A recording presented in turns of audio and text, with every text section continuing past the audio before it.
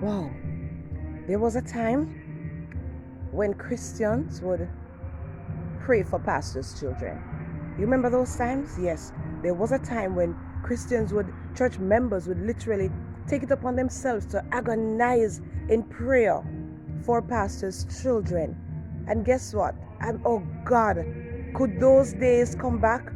Could those days return when we as Christians would really take it upon ourselves to pray, to cry out to God? Because we do talk about pastors' children. We do see that they need prayer. But oh my God, how many of us put in the work? How many of us intercede? How many of us go down? How many of us refuse to join forces with Satan and destroy them with our words? Pastors are out there praying for our family members, praying for nations, doing the work, and standing in the gap for so many others. And some of us, we take it upon ourselves to join forces, as I said, with Satan to destroy and to tear down their loved ones, And so this morning I'm coming at you.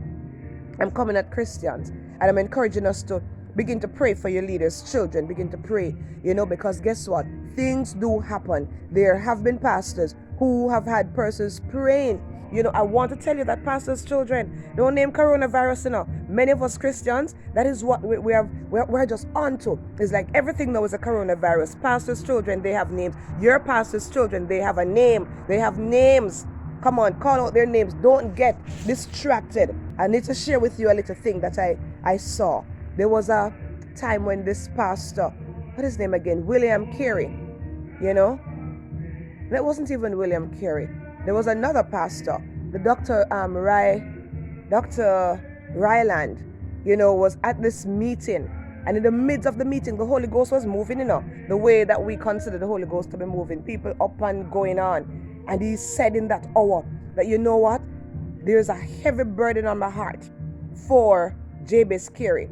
That was William Carey's son.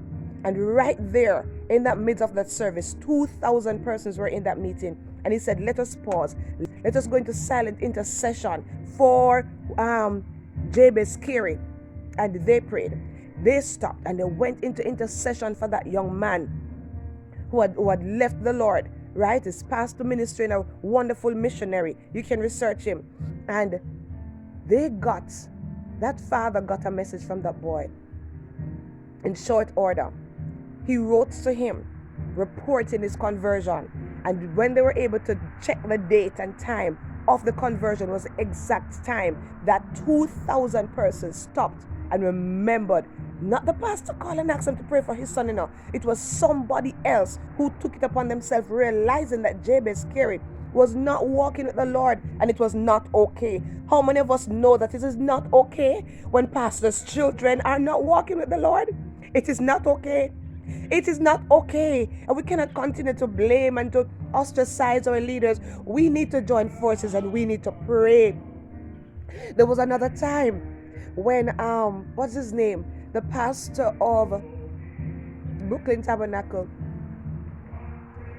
I think his Symbol or something, whatever his name is. That is not even relevant right now.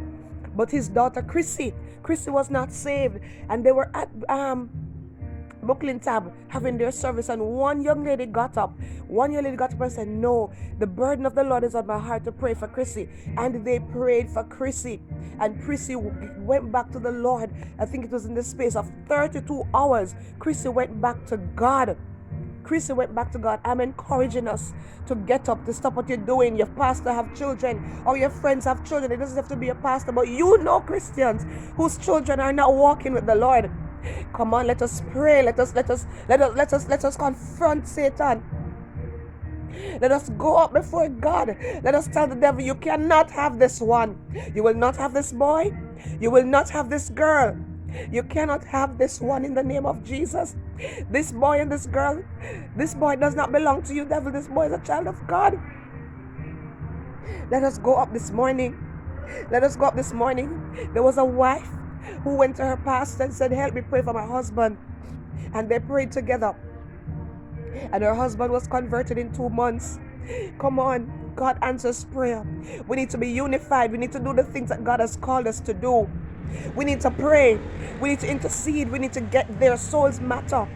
The souls of people matter. It's not okay that Christian, you're on your way to heaven and your family members are on their way to hell. It's not okay that you're on your way to heaven and your children are on their way to hell. It's not okay that the people you work with are on their way to hell and you're sweetly saved and on your way to heaven. Come on. Come on, come on, come on, come on. We've got to do better. We've got to do better.